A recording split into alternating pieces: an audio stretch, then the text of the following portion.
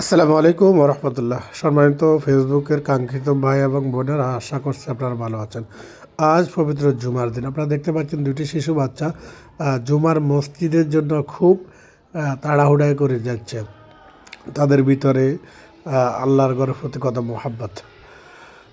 আপনারা দেখতে পাচ্ছেন আমাদের মাইজদি মডেল মাদ্রাসা। আমাদের মাদ্রাসাটি হচ্ছে যে housing central road, Maijdee, Noakhali.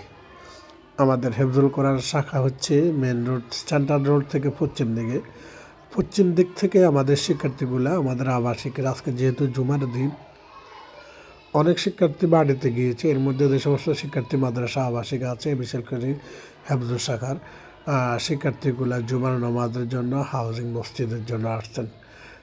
এরা আলহামদুলিল্লাহ সবাই পবিত্র কোরআনের হাফজ পড়তেছে।